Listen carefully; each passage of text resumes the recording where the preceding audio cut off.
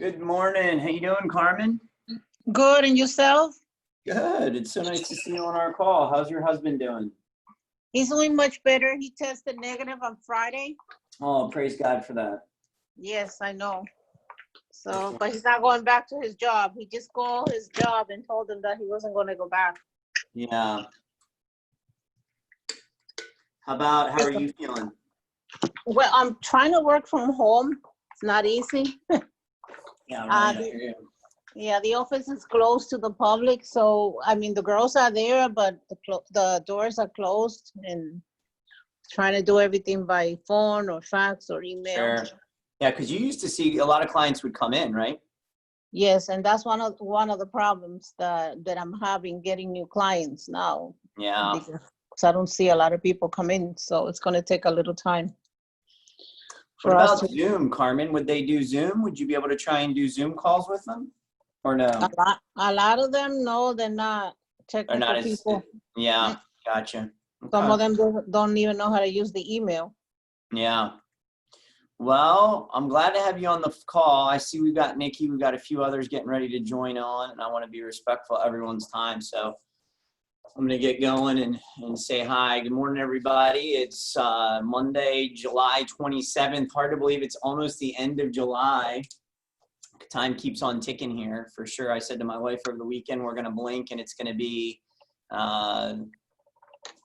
fall, and then Thanksgiving, and then Christmas. So I know it's just been what a year it's been. So there's still a lot of year left, and I always just encourage you guys, as always, just keep going, dream big and make it happen, right? That's one of the big things I say. So I really wanted to share with you guys today, and I really think this could be one of the most important trainings that you get from me or from anyone else, just with this concept. So, and we're going to talk about the power of the bounce back. And so here's what I want to set up, and I want you to think about for a second. We focus a lot and we talk about positives and successes. And again, successful people will do that. They focus on the positive out of the negative. It's the classic, and we could go on all day with sayings and cliches and ideas of, give me lemons, I'll make lemonade, etc. I think what's really important with that, and I'd almost put if that's this is 1A, is how do you handle when you've got the bad news, the challenging news, whatever that looks like, right? And I heard I was listening to something the other day from Brian Tracy, and it was talking about the power of the bounce back. And as it would happen, and I posted some of this on Facebook the other day, again, just trying to share with you guys, and hopefully, we're a little bit of a learning laboratory here, and things that happen, hopefully we can use to help others. In the last week to 10 days, let's say, I've had 4 pretty big sales that I thought we were going to get that we didn't. Okay, now, I am a uber competitive guy. I do not like to lose. And I'm somebody who enjoys the process. I like sales. I like helping people. And that's hard, okay? And so as I thought about it, and again, the post I wrote the other day got me thinking a little bit more on how I could use this for training with you all. And for those of you that didn't see it, I'm going to pull this up real quick and go to our Facebook page. And morning, Jimmy and Brianna. I know several others are hopping on, so that's great. So what I posted on Friday was right here, as I just put, Uggs lost 4 sales, decent sized ones this week, thought we would land. Talk so much about our successes, positive we should. We also need to talk about how you bounce back after a loss. So with that being said, one of my strategies is exercise. I'm headed for a 3-mile run, 106-degree Florida sun. I'll pray, think, and plan on how to grow and get better. Now, I did, for those of you wondering, I did go and run the 3 miles in 106-degree sun in the middle of the day. And that for me was very helpful. And so, that is one of the strategies and ideas. And some of you guys, had some nice comments on it. You can't win them all. Every strike brings you closer to home run. Craig said by Babe Ruth. No is just short for not yet. And again, all of these things, the more that you can set yourself up for success mentally, the better off you're going to be. And so here's what I know. I know that at some point in your career, if you do this long enough, okay, or if you're, you know, some of you guys and girls and women that are with us are also doing, you know, more life insurance sales and Medicare sales. And I love we've got Carmen on our call today, and she's, you know, got a bookkeeping practice. You're going to have challenges. I promise you that, right? And frankly, even if you say, well, this isn't for me anymore, and we, you know, we friendly part ways, and then you go back to, you know, whatever you're doing and just regular job, you know, you're going to have challenges, right? That's kind of part of life. Okay. If you haven't had them yet, hang in there because they're coming. So what I put together with this was the power of the bounce back. And I really just wanted to share with you some practical things like, okay, Doug, I get it. You know, there's going to be some challenges, right? There's going to be some roadblocks. There's going to be some clients that are difficult, some lost sales, you fill in the blank. What do you do, right? Where can you turn? And so what I put together with this is I just wanted to share something very practical with you guys. And again, we kind of skipped this morning of, you know, our sales contest. Several people are doing really well with that, and, you know, our updates and toolbox and all that, because I really wanted to jump right into this.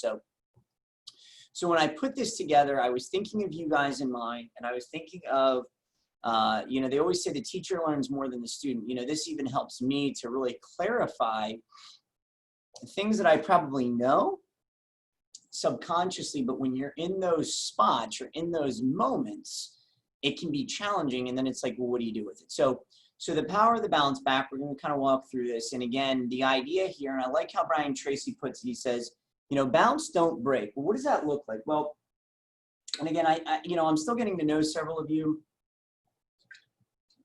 Several, I feel like, even though I haven't maybe met in person, I feel like I've gotten to know decently.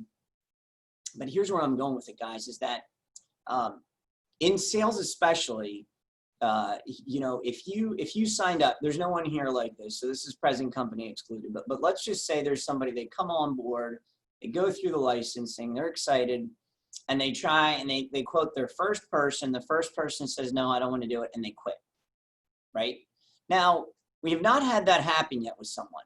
That being said, in theory, that could happen. That's clearly someone who breaks. Now, there's different levels of it, right? And we talk a lot about persistence and determination and on and on and on. And you look at the most successful people throughout history, almost always have had great challenges, have had bankruptcies and fires and disaster and on and on and on to come back and achieve great success. So this idea of the bounce back, to me, is foundational with success. And again, I believe the application here with me at Strategic and the side hustle is huge. And that's what I'm really focusing on with this. What I'll say is, even if, you know, again, we part ways at any point, this concept, this training, this idea is big just in life, period. Because whether you're at Strategic doing insurance sales at any level or outside in the real world, we know these things happen, right? So that idea of bouncing back, not breaking. So when I kind of wrote just here, and I wrote a few, I didn't want to just go on and on and on with some of the negatives or the challenges, but I just put, what do you do when you lose a big client? You've had 5 prospects in a row say no. You get the flat tire, right? And then I just put the blank. I put you and then the blank. I put the blank indicates it sucked, okay? And so then we're just talking about the power of the bounce back here. So again, really for sales and driving this home, again, some of the stuff you've heard before, guys, some of it's just going to be a good refresher. Some of you that aren't listening to calls as much, this is a good one, again, to take away. Your pipeline is the lifeline. And I want to really focus with this bounce back right now, specifically on the idea of your prospecting or your sales. You're at some level have hit some challenges. You know, I was just talking to Carmen before the call, or before we kind of started with the training, and you know, Carmen right now, who owns a bookkeeping practice, has done phenomenally well over the last several years down in Port Charlotte because of the nature of her business, where a lot of clients rely on her a lot, and she's developed great relationships, but they come to the office. That's changed due to COVID, right? So there's, you know, and again, Carmen, my encouragement, I'm so glad you're on this call this morning. You know, there's going to be some bounce back that you're going to have to think about here with that. So one of the things we talk about just in general, you guys hear me say this quite a bit, is your pipeline is your lifeline. Now let's take me, for example, right? And we even talk about last week when I posted this on Facebook and hey, I had these 4 decent size sales I lost. Now, and hear me, obviously, you know, I own the agency, I run in a lot of directions. I'm not just selling. I enjoy it and I still do some of it, but it's not my primary focus, right? So, but let's say, for example, in this scenario that I was sharing, I lost 4 decent sized sales. What if I had 15 in the pipeline, right? Which I don't, by the way. Again, just being transparent. You know, I'm not as active with it. I still produce, I still sell, but it's not my main focus. So what if I had 15 in the pipeline? What if I had 50 in the pipeline? Then the 4 that I lose doesn't really matter as much, right? So that is going to be true for any of you at any point in time, period. And my encouragement to you always is you want to think about this. You cannot control whether someone says yes to you or not. And I think that's a really powerful thing to hit on for a second and to highlight is that you can, right? Now, we can do things to influence. Like I'm trying to influence you right now. I'm trying to get you to buy in a little bit of, okay, well, how can I bounce back when things are challenging? What is that going to look like if, you know, if I'm going through a tough time, right? I'm trying to influence how you're thinking here. And in a large level, we talk about, well, how am I influencing my clients, right? Or my prospects. Now, hear me, there's a big difference between influencing and commanding. You follow me? There's really never a time where you can say, good morning, Sherry. I see Sherry just joined the call too. So glad to have you on the call, Sherry. We're talking about the power of the bounce back here. Good. How you doing? But hey, Eric, how you doing, man? Good to have you. So you know, there's really never a time though where you can force a client to do something, right? And I would encourage you greatly to think about this. Think about any time someone has tried to force you to do anything. How does that feel and what's the reaction? And normally it's a push-pull. And the more you try to push, the more someone's going to kind of repel and go away. So again, and a lot of this stuff you probably know, I'm just really unpacking and breaking it down here more with this idea that you can't force a client to say yes. Now, like I said, there's a fine line because we can certainly influence. We can work on our presentation. We can ask better questions. We can have good markets. We can save them money. There's lots of compelling things to get them to want to say yes, but at the end of the day, it's their choice, right? This is still America. You cannot force them to do anything. But what you can control, and this again is where we're just talking about this pipeline, is you can fill the funnel more, right?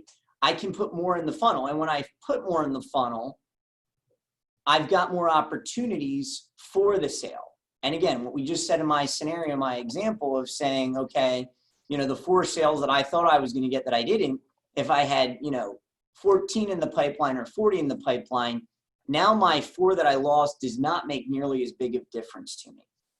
Okay, still not fun, but doesn't hurt or doesn't make me feel, you know, challenged. Okay, so again, that's where you can control. My encouragement as always to you guys is continue to fill that funnel. I put use it for good. What did you learn from it? How can you gain knowledge to make it make your next time better, right? And I need to edit this a little bit, so I apologize. Some of the grammar here is nice, some spelling errors and stuff. Normally try and go through that a little more before I present. But so think about that. How can you make it better, right? Like how can you grow from it? You know, maybe, and again, here's what we know. While price is definitely always one of the primary drivers, it's not always the main driver. Perhaps your presentation could improve. Perhaps you could do more of a value add. Perhaps you, if you were honest with yourself, maybe you didn't get back to the prospect or the client as quickly as you should have, right? For me, as I was thinking about this, and here's what I would like, you know, propose right now, just this very idea right now, use it for good. And that idea, you know, one of my favorite Bible verses that, you know, there's good that can come out of bad. That's the Cliff Notes version from it, right? Is that as I thought about this, and man, I was kind of fired up, lost a few clients, I'm running the middle of the day and all that. You know, how do I use it for good? Well, now I'm paying this forward, hopefully, and doing some training with you all that's going to make a difference in your career here, right? And at any level, I would encourage you and say, okay, if you lost a sale or you didn't get a client, and here's what I would really highlight, that you really thought you were going to get. I think that's another key point here is there's probably some, as you go and you do this more, you may come across something you just, maybe the call didn't go well, or you just got it on feeling like, I don't know about that. Or maybe we just weren't competitive. Maybe they've been with State Farm for 30 years and we're not competitive price. You kind of are like, it's probably not going to be one we're going to get. But I'm encouraging you to think about the ones you thought you were going to get, right? How can you learn from that? What can you do to then grow and get better? Again, one of my other favorite sayings is don't get bitter, get better, right? How do you use it to get better? More training, more knowledge, more product skills, more presentation skills, more all of that, The third one I want to highlight in the idea of this power of the bounce back. Again, bounce, don't break. And what do you do to recover when you've had that challenging day, moment, week, whatever, okay? Is the power of the story. And I thought about this. This was really interesting. So really, really good book I read years and years ago called The 4-8 Principle. And one of the concepts in the 4-8 Principle that they talk about really surrounding this is the power of a story. And so here was kind of the scenario. And a lot of this you're using to try and influence your own thoughts, because what we know is our thoughts affect our actions, okay? And so the power of the story basically says this. Let's think, and again, I'm going to, those of you, we're all in Florida here, most of us on the call, I know there's a handful outside of other states, but really, and wherever you're at, it's probably, if you've driven any length of time, this has probably happened to you. You're driving on a highway and someone cuts you off, right? And as soon as they cut you off, you feel that rage. I mean, there's a term for it, road rage, right? And if you're not feeling rage, maybe you're feeling angry, or you're starting to yell or curse or do whatever. Or if you're not doing it, you're perhaps thinking it at the very least, okay? Be honest. I'll call you out here, okay? So what if in that moment, though, you said to yourself, that person is on the way to the hospital to meet their wife who's in labor. Now follow me here. You're creating a story around what just happened that ultimately is going to put it in a light that's going to influence your thoughts, which are going to influence your behavior. Because there are some people in that scenario, they would drive up and shoot that person. That's not, you guys have seen this stuff before, right? This is horrible. This is human nature at its worst. Okay, that's a very extreme scenario. Or they drive up and they try and get into a fight with them or whatever. All these things that have happened. I actually had years and years ago, when I first started in the business, I was probably a year and a half in, wrote a life insurance policy for a client. He was a painting contractor. He was coming back on I-4 from the Daytona 500, and he was shot on the road in a road rage scenario. Again, tragic. And we, our policy paid out to, really take care of his family. Again, where I'm going with it, that power of the story. If we could go back in a time machine and share this teaching with that person who did that, maybe that would have made a difference. I don't know. Okay. But think about that for you. How could you share a story with yourself to help in that scenario? And maybe it's something as simple as you lose a big client and you say to yourself, you know what? Perhaps the other salesperson that got the sale, maybe they were one payment away from losing their home. Maybe they were one payment away from losing their car and they needed it more. Okay. Now, and I'm not saying, and I'm well aware, a lot of you need this money as much as you need oxygen. I get it. I'm not that much different. Okay.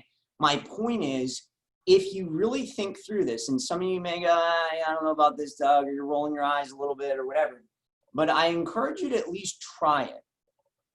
Because here's what I know, and myself, and I'm no different, is that in those moments, you can have one challenge or bad scenario happen, and it can sour your day, or at least a few hours of your time, or a week, or a month, or again, it can rabbit trail on, right?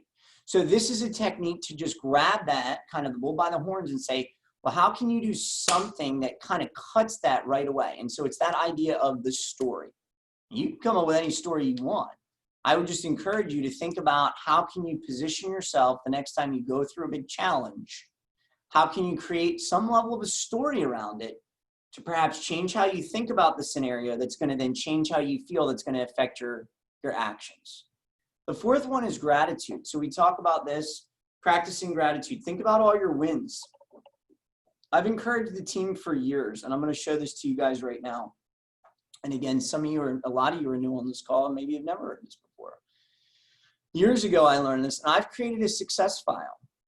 So in my email, here's all my different little inboxes. Well, one of them is a success file. And I don't have, a ton of stuff, but from time to time, I'll just pull in things that were encouraging. Like here was a client that was just really happy, right?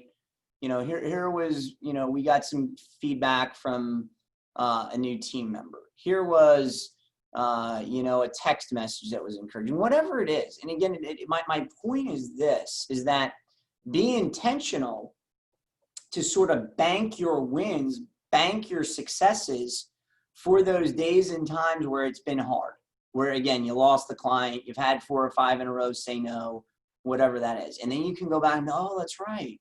We were really able to help that person. Oh, that's, whatever that is, right?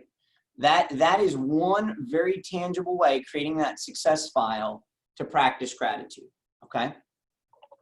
The fifth one we just say is move, right? Action changes the direction of emotion rather. And that's where I put hence exercise is always big. Again, in my scenario on Friday, and I was kind of fed up, it was a tough week, etc. I decided in the middle of the day, I'm going to go for a run. Now, I don't know what your day looks like. I know some of you have kids, etc. Look, I've got kids, but I want you to think about how can you be intentional with that? How can you sort of channel that scenario, challenge, whatever it is, and just get out. Now, even if it's like, well, I can't go for a run in the middle of the day, Doug.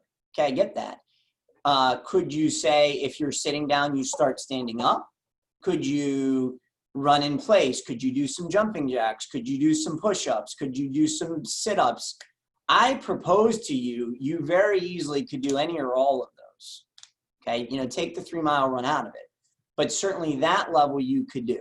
I mean, even if you just start to get up and walk a little bit. Steve Jobs, the very famous founder of Apple and, very successful, very, very successful CEO and entrepreneur, he was famous for having walking meetings. He very rarely would have meetings, and I'm talking with some of his top staff and executive and C-level guys, very rarely would sit during them. Now, I'm not a guy who sits a lot, which probably doesn't surprise a lot of you. You see I'm standing right now and et cetera. But so on that note, so Steve was famous for where they would walk. They would walk and talk because there's something about that. Again, the endorphins kind of get going. The blood gets flowing. You maybe heard that term certainly before. So I'd really encourage you to do that. And especially some of you that are very used to sitting and working, I would really encourage you, again, get up, move, just change that space and environment. I just put work the system because the system works. Often we stop working the system, we fall short and we don't have that pipeline. And again, it kind of goes back. These are all things that go together. The other thing to think about, guys, when we talk about pipeline, let's say from the reverse position, let's say you're having a great month. You're doing really, really well. And man, you're killing it. You're having a great month. That's awesome. But you have to continue to keep going to ensure that the next 30, 60, 90 days are good. Right? Anytime we're talking sales at any level, it's constant flow, right? So again, that's that idea of working the system. So, my question and encouragement to you all always is, when's the last time you've gone back to the Fast Start marketing plan that we did with all of you in onboarding and really worked through that, looked through that? Do you have that anywhere where you can see it frequently, right? If I ask you this day, and again, this is all rhetorical, this is not trying to be gotcha stuff or any level, but if I asked you all this week and I said, tell me about your week. What's your week look like? What are you going to do this week to get yourself going and generate business? What would that look like? Is any of it scheduled out? Is any of it planned out, right? And guys, I'm no different. I struggle with some of this stuff too. I can't tell you right now, I've got my whole week planned out every hour by 15 minutes. But I'll tell you is I know the times that I do more of that planning and I do more of that time blocking and I'm intentional with that, my results are so much better, especially some of you guys just starting out, right? So thinking about that, working the system. And then one of the last ones we want to share here, let me pull this back up, is, hang on for a second. Don't take it personal. I think this is really, really big. I think You know, at some level, when you're involved in sales and people say no to you, I'm sorry, let me, and even listen how I put that. When I said they say no to you, frankly, they're not necessarily saying no to you. They may be saying no to the product. They may be saying no to the price. They may be saying no to the timing. But again, look at how I even put that. And that wasn't a pre-planned thing here. I said they're saying no to you, right? So there's this tie. There's this kind of thought of you feel rejected, right? And again, guys, this, if you really stop and do a deep dive on this for a minute, this is pretty legit. I mean, there's a lot going on here with this and a lot to be said about it. So the key is really don't take it personal. And here's what I would tell you, and even this, and look, some of the sales I lost this week are a couple friends, right? You know, one of them was like a group health case, and you know, he couldn't afford the premium, right? So that's not a reflection necessarily on me. Okay, that's just Michael and his spot for his family. He couldn't do it, so he had to do a short-term plan that we don't, you know, a type of plan that we don't offer. But I think it's really, really important to focus on that, to not take it personal. So, you know, guys, I know there's several of you on the call, and I've been going for about 25 minutes. I just kind of want to open it up. I want to, you know, those of you that are kind of tuned in and listening, thoughts, comments, feedback on any of this? Does any of this help? Does any of this make sense to you guys out there?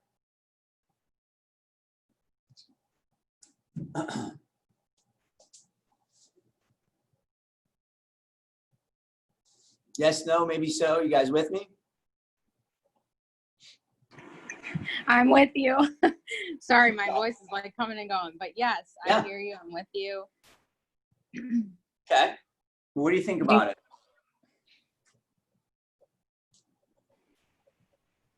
Did someone just try to talk? No, I was just saying, is that Brianna? Yes. So Brianna, tell me what you think about it. You've done sales at some level for a long time. What do you think about some of this?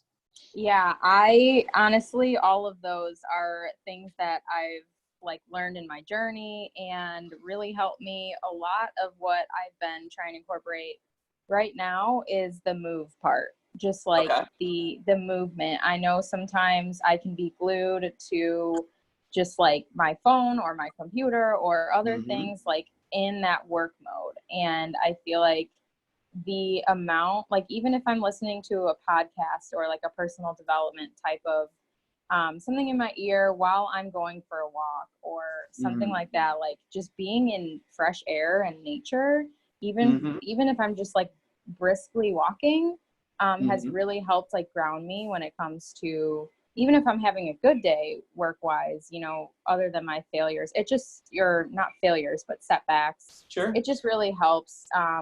So that's one thing that I've really been trying to work on more. That's awesome. That's great. And again, we're talking about kind of changing the environment there, you know, and some people may look at this and say, Doug, you wasted time running in the middle of the day. You know, you could have been working, you could have been doing more marketing. And I would propose to you, the rest of my day was 10 times more effective because I went for that run, right? And again, part of what's nice about this opportunity, depending on where you're at, what you're doing, the time freedom and flexibility is yours. You get to do what you want with your day and your time. You know, we all have that same amount. We all have 168 hours in a week. You use it how you see fit. So good, guys. I really encourage you to go back, listen to some of this, think about it. If you've got any other ones you want to add or something you've used yourself in the past, I'd love to know. Because again, I think this is a big one. I think this is one that frankly, I don't see a lot of sales trainings out there that maybe really talk or go in depth on this. But I think it's a big one because mindset is so big and starts with so much. So, all right, that being said, I want to do some training on this, and hopefully I piqued some of y'all's interest with my little text this morning. So here's what I'm going to do right now. I promise you this is not going to go anywhere political, okay? I promise you that. But if I type this right now, MAGA, what do you hear when you see that? What do you think of? I mean, I think of the obvious of just political make America great again, but I'm trying to come up with a different analogy for this one. Right. And here, and again, I promise you, we're not going to get into a political thing wherever you side, okay? What I will say, and I thought about this as I was getting ready to teach on this, what I want to highlight, regardless of what you think of Donald Trump, some of you may like him, some of you may hate him, there's some marketing there that's powerful, right?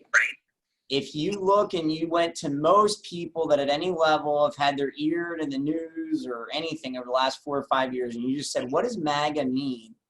Most people would say, make America great again. It's Donald Trump's thing, right? Again, whether you like him or not, that's marketing. And we talk a lot about how there's this close tie between marketing and sales. Here's what I want you to think about. I'm going to type this out now. This is what MAGA means as I'm doing it. Microsoft, Apple, Google, and Amazon. Okay?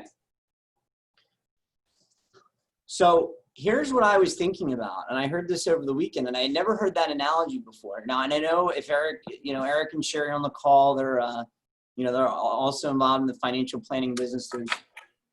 There's also an acronym out there called FANG. Those of you know FANG. FANG stands for Facebook, Apple, Netflix, and Google. I think there may be one more too, okay? There's some of these little acronyms out there. Here's what I thought about this as I was thinking about kind of working with you guys today and presenting and thinking about sort of the client journey and the sales journey, okay? I would propose to you, and I don't know all of your day and things, but I would propose to you that on most days, you are interfacing with most of these companies, if not all of them, right?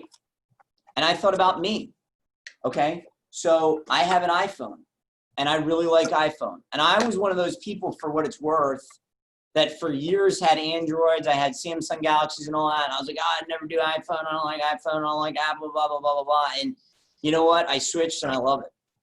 And it's probably been, I don't know, I bet 6 or 7 years. But here's what I was thinking about. How much time do I spend on my iPhone?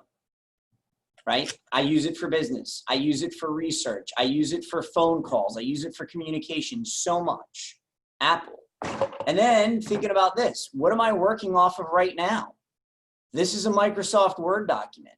I spend a lot of my day in Microsoft Office, right? And I would propose to you, anytime you use a Word document, an Excel document, Outlook, that's Microsoft, right? And then how many times throughout the day do you Google something? Do you just go and search? You don't know, or you need to figure something out and you Google it, right? I mean, it truly has become a verb. Think about that. That's where you know you've really gotten big time, right? It's like the classic, and some of you that may be on the call or listen that are a little bit older, if I said, hey, go make me a Xerox. That was a term way back, right? Go make me a Xerox is really saying go make me a copy. But Xerox got so synonymous with copies that they said that. Or how about this? Go get me a Kleenex. Kleenex is a brand of tissue, right? It's really saying go get me a tissue, right? And so when we say, go Google this or Google it, we're basically saying research online. And I would again propose to you, we're not saying, hey, go Yahoo this, go Bing this, go DuckDuckGo this. And those are all other search engines, by the way, right? Using that constantly. And then Amazon. If you're like me, how many days of the week do boxes just magically show up at your door? Right, on Amazon. And with all that being said, here's what I'm trying to drive out of this. What if anything, would you say these 4 companies have in common with some of what I just said? Innovation. Say again, an evolution? Innovation.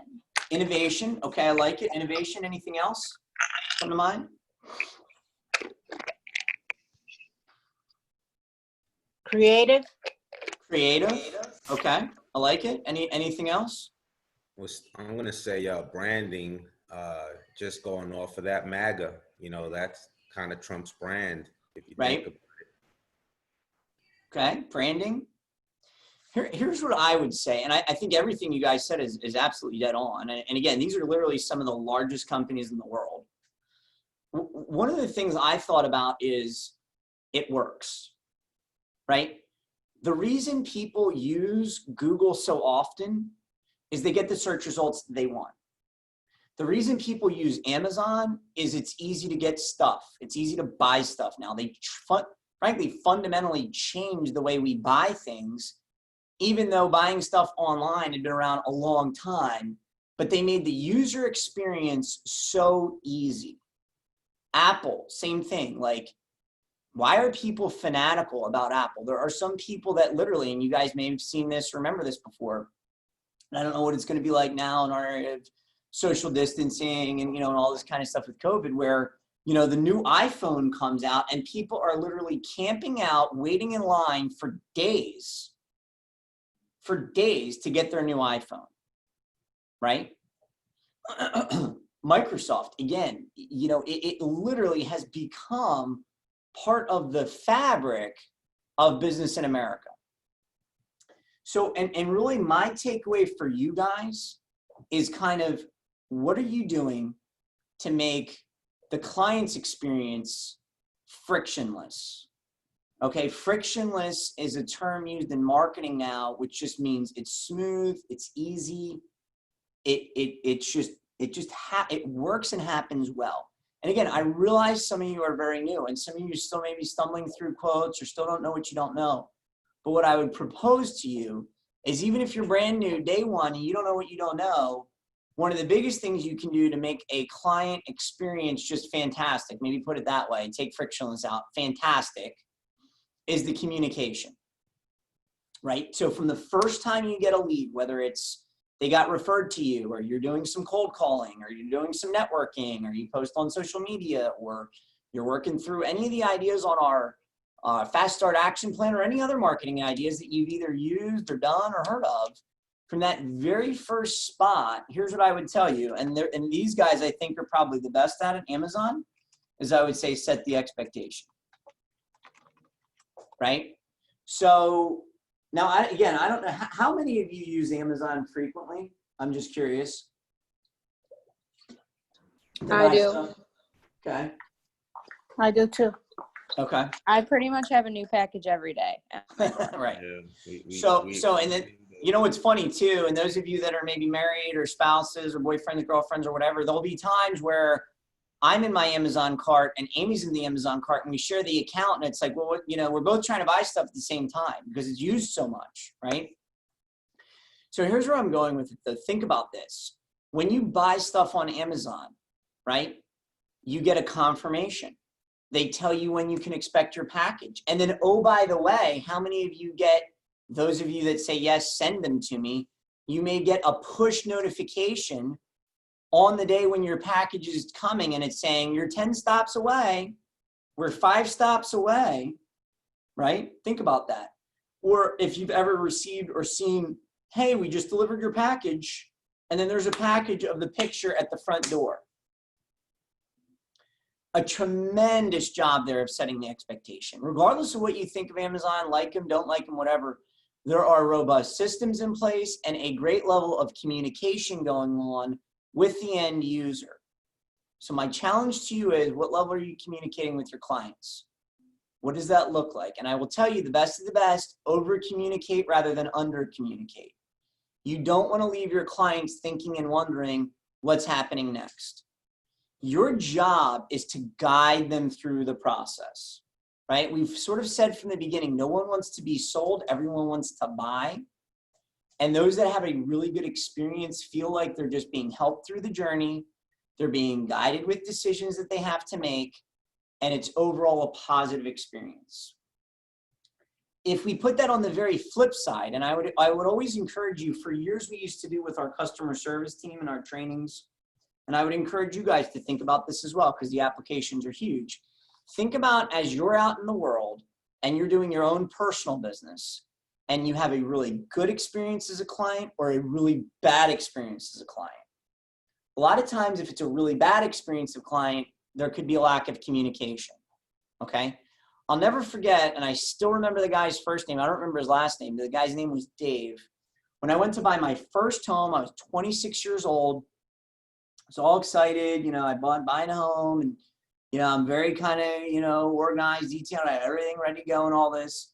The guy's name was Dave. He was a mortgage broker with Wells Fargo. I was going through Wells Fargo, and he just went like radio silent before the term radio silent was even there. And it was the most bizarre thing I'd ever seen, you know, and I'm just left hanging. And, you know, we ultimately closed and did it and all that, but it was a horrible experience. I mean, here I am, I'm 40.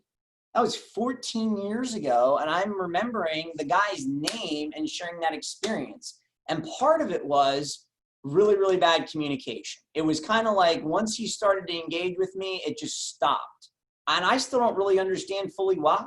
I mean, as I look back on it, you know, whether maybe he was too busy, he had too much going on, I don't know. But here's my point to you. Don't be a Dave, right? Make sure you're setting the expectation. On that front end, you get that opportunity and that lead. Hey, so happy to help you out here. I'm going to get back to you by, you fill in the blank. End of today, tomorrow, Wednesday, whatever that looks like. Set that initial expectation. And oh, by the way, there's going to be times, you know, I kind of shared with you, you know, and again, in the beginning, and, you know, how to bounce back. And I had, you know, 4 that I lost. I mean, there, you know, I've done this for 18 years. There are times where I would literally have juggled probably anywhere between 40 to 60 prospects. I mean, when I was really, this was like all I was focusing on, et cetera. That's a lot. Okay. But my point is, how can you set that expectation to let your client know, A, what's going on in the beginning, and then B, if you can't meet that expectation, what do? Do you go radio silent like Dave? Absolutely not. And some of you, frankly, because I've talked to several people in the past, it's not an uncommon thought to be like, I can't get that quote back to him in time. I'm just not going to say anything. Bad idea. Very bad idea. And frankly, if you do it in a professional manner, I've really never had a client. There are very few emergencies in our business, guys. Very few. Now, and I literally have helped clients on the way to closing. Like they've called me on their way to closing. Hey, Doug, I'm buying a home. My homeowners fell through. The other guy screwed up. I need this like now. Okay. And we've done it. And we've written policies, both on commercial and homeowners. That I'll give you is a little bit of an emergency. Like I'm on my way to closing. I can't close without this like now. Okay. Rarely does that happen in our industry. Those are very, very few and far between. So you almost always are going to have a little more time than what you think. The best thing to do is to be honest with them and say, hey, you know, I'm so sorry. I thought I was going to be able to get this back to you by such and such time. I'm not. I'm going to get it back to you now by, and fill in the blank, right? That's huge. That's setting that expectation. Can't stress that enough. Do not leave those clients hanging. Now, some of what you guys already have built in with our model is some of the automatic communication where we've got some touch points via email where we're helping just drip on the back end for you in a very sort of neutral way to just have your back a little bit. To say if you do get super busy and you forget, there's a little bit of follow-up that's going on. And then once a client becomes a client, there's a ton of ongoing communication. So we're trying to leverage that technology side of things as well to help. But certainly setting that expectation is really, really big. And the other thing I would say would be, if you're in that spot and you're really stuck, you know, maybe reach out to someone else for help, right? I would love to see, as this team grows, you post on Facebook, hey, you know, I've got more leads than I can handle. You know, can anybody help? Maybe we split the business or something, or you know, whatever that looks like. You feel free to reach out to me or to Leanne or whatever to get some of that help. So often what I see in business is people start to drown or bury in work. And instead of reaching out and going to someone and asking for help, they just they try and buckle down and do their own thing. And that again is probably not the best way to truly serve your clients, right? So I think that's also that idea of reaching out for help. So I want to kind of wrap up here. I want you to think about this. This is sort of the takeaway from this when we talk about MAGA, is a couple things. Is again, branding and marketing. one, and we've just even said, you know, regardless whether you like Trump or not, there's a tremendous amount of branding that's going on there, right? Again, if we say something else and I say, we start, and we could do this all day and I'm not going to, but if we started saying like, just do it, right? Nike, or, you know, what is it, just for the taste of it, you know, Diet Coke or whatever. You know, there's certain things that if you really think, you probably hear a slogan and you think of a brand, right? Like this is marketing 101. This is, by the way, why companies and big ones spend billions and billions of dollars a year to infiltrate you, if you will, so that you hear something and you think about it, right? It's all subconscious psychology going on there. So what are you doing? My challenge to you, or questioning you, is what are you doing today to start to develop and build your own brand?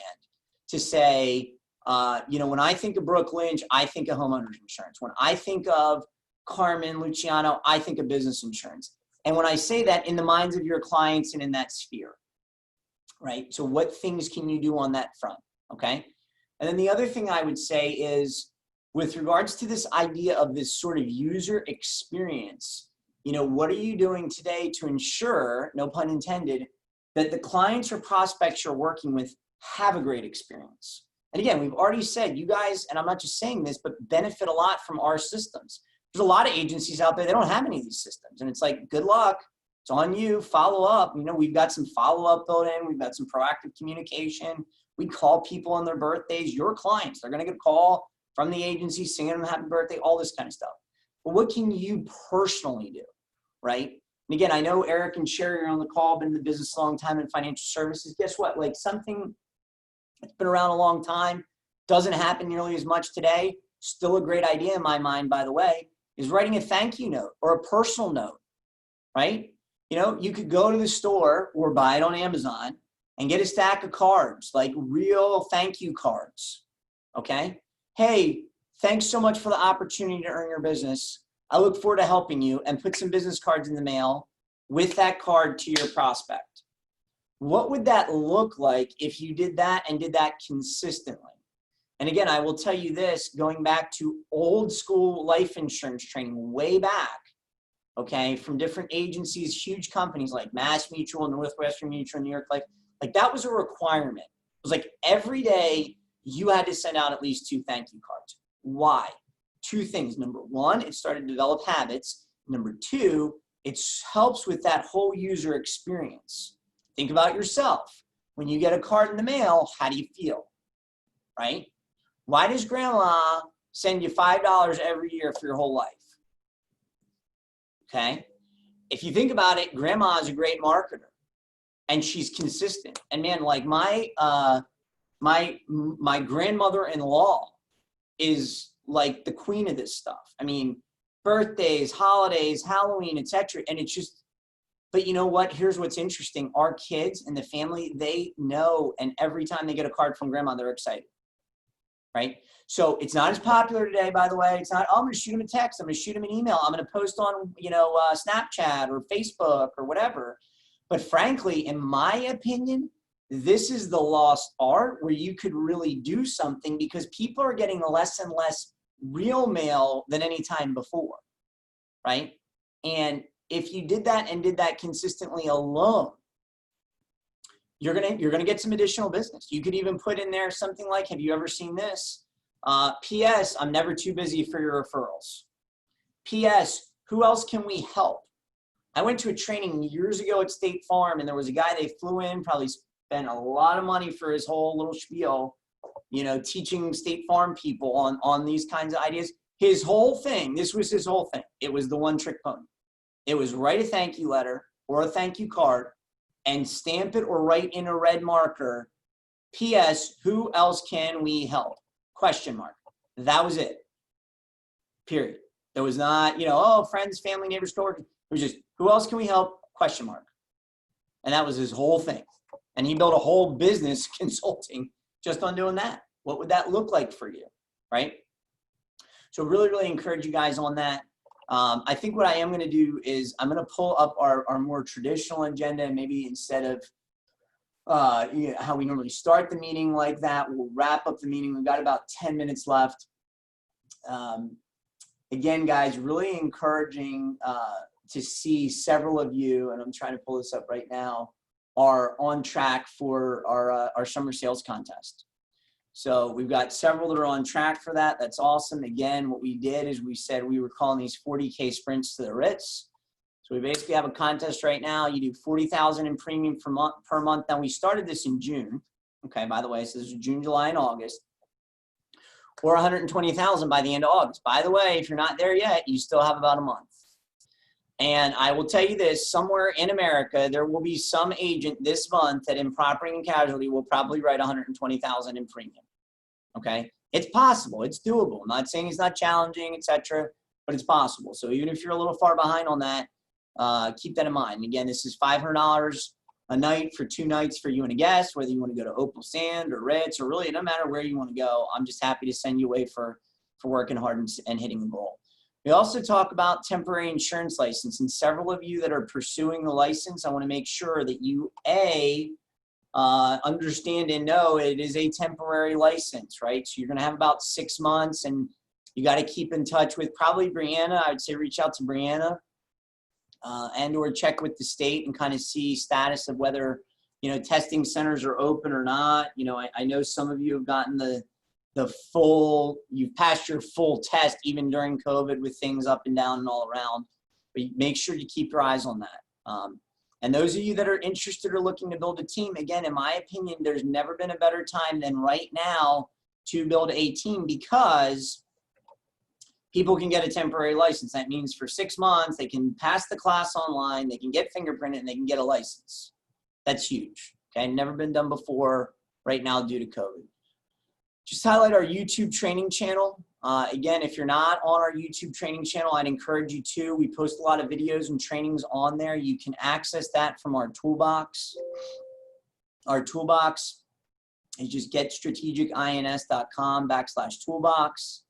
I'll highlight that in a second here. And again, that is where we post a lot of our training materials to help you put everything in one place of where you can get information. You got key contact info, our YouTube channel, our training schedule, our training videos, other training videos. You got scripts. I mean, there's all kinds of stuff on here. Our quick reference guide, our fact finders, some things on the technology setup. So we've got all that right there. Okay. So definitely encourage you. That's a page you want to bookmark, and hopefully that helps you throughout your week. And we also highlight typically a couple books, just things that you may want to be interested in if you want additional info. Again, and I encourage you on that note, we talk about mindset and, learners are earners and on and on and on. And I hope this adds value to you. I really try to pack value into this. I try to give you guys something that's hopefully going to help you in your week, in your career. If it helps you in your personal life, that's awesome at any level. But don't rely just on this. Don't rely just on me, right? There's tons of info out there. Again, it's, what are you reading? What are you listening to that it's going to help you grow and get better? And oh, by the way, help you make more money, right? That's the cool thing I love about the business world is I can learn something, like I can study and learn something, and I can put it into practice, right? That's a very cool thing. So with that being said, there's a book called Get Clients Now. It's a 28-day marketing program. It's a great book. I've gone through it in the past. It's for all sorts of salespeople. It's not just for insurance people. It's on Amazon, of course. So I definitely recommend that. That's a really good one. The other one we've talked about for a little bit is Fanatical Prospecting by Jeb Blount, right? Okay. And then, guys, I always just like to say, and we kind of talk again, the pipeline is your lifeline quite a bit. And just sharing some marketing ideas with you. Again, some of these are directly from the Fast Start marketing plan, but one of the things we talk about is your IPAs, your income producing activities. And no, it's not the beer. Any beer drinkers out there, we're not talking about that. We're talking about income producing activities and thinking to yourself, okay, what income producing activities am I doing today to help generate revenue for me tomorrow? Right? And I put 5 to 10 per day to me is a no-brainer, depending on the amount of time you have. And I realize some of you are doing this full-time, some of you are doing this part-time. Some of this is in addition to, your financial services practice or addition to your Medicare practice. That's great. And if anything, use that as lead gen for you. But whatever amount of time you're spending on this or on your primary business, by the way, really get honest with yourself and say, what am I doing each day or each week or each month to generate business. What does that look like, right? One of the things we talked about was doing a direct mail letter, clients, prospects, centers of influence. And I said, I'd split costs with you up to $100. So you say, hey, Doug, I want to do a direct mail campaign. I want to mail a letter out. I've targeted these realtors. I've targeted these mortgage brokers. Here's the list. Here's the letter. Here's what I want to do, etc. I'm happy to split that cost with you. Okay. Again, it's just kind of starting to feed that funnel. That's one of the things that we look at. We've talked about the professional sellers program quite a bit in the past. And again, I think this is a really good one, guys. And this kind of, you can leverage a few of these ideas together, kind of blend them together, if you will, to really get some results. There's a great book called Good to Great by Jim Collins, and he talks about a flywheel effect. And a flywheel effect is just that, where you kind of get a few things going together and all of a sudden it launches you into something much bigger. So this professional sellers program is basically us offering the same opportunity we've offered you, okay? But to CPAs, financial advisors, real estate, mortgage, attorneys, anyone that's got a sphere of influence where they're having people that need insurance. And what we're doing is we're showing them how to get licensed, and then we're offering them a reduced commission. Okay, instead of having a full advisor contract, and they want to run proposals and all that, saying, look, we'll give you a 15% new business and I think 5% renewal for the referral. And it's great now that the commissions come from your commissions. It's sort of you splitting with that professional seller. But my opinion is you're going to tie yourself to that person so much deeper because now they've got a vested interest. Now they've got skin in the game, quote unquote. And again, if we tie in the concept and we go back to MAGA and we talk about what did those 4 companies have that sort of stood out? We talked about lots of things from innovation, creativity, the big companies, et cetera. But one of them we just sort of talked about was the user experience, right? So if you can go to a professional seller, a CPA or a financial advisor or a mortgage broker and say, hey, listen, I've got a great way to help put a few more dollars in your pocket legally. This is all legit. This is all above board. And it's not a lot of legwork on your end. It's basically you have referrals for insurance. You can send them to me and we can do a commission referral split with you. We've got the program all set up. It's all above board. We show you how to get licensed. It's easy to get licensed. What do you think, right? Again, I promise you, and so far as we know, there's no one else in our industry at all that have this professional sellers program doing anything like it. So from a competition standpoint, they're not going to hear that from a lot of other insurance agents, number one. Most of the guys out there are too lazy to do it from the insurance perspective. And number two, you're probably going to get some people like, wow, that's a great idea. I'd love to make some additional money. And yeah, I send referrals out all the time and I don't really get anything, or maybe they get a lunch or maybe they get a gift card here and there, but it's not a consistent thing. We've got the systems in place to ensure they get that new business and renewal. And we've already had several people come on just for the professional sellers program. To me, that's a great differentiator for you guys. We also talked about reaching out to people in the health care space specifically. So I said U.S. Health Advisors. When we've had a few people that have come on from U.S. Health Advisors in the past too. U.S. Health Advisors could be a good one. They're one of the largest individual health insurance agencies now in the country. They're all over. And the idea would be, can you go and find some in your area? Can you go and pull up in your zip code U.S. Health Insurance Advisors and, maybe you stop by. I would call before you go, perhaps. Again, I know with COVID and all that.